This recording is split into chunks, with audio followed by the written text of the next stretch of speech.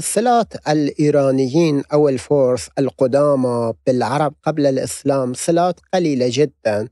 مثلا يقولون حتى عندما انتصر آه، آه، مثلا حتى مثلا بعض كفار قريش كانوا على صلات اقتصادية وتجارية مع الملوك الإيرانيين قبل الإسلام. وعندما هزم الفرس أمام الروم حزن كفار قريش.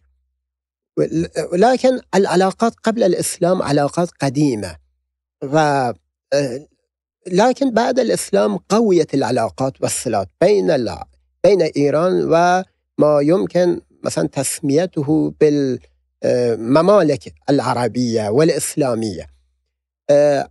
حقيقة الحكومة الأموية ظلمت كثيرا من الشعوب التي اعتنقت الدين الإسلامي. أنا أريد أن أشدد على هذه الناحية.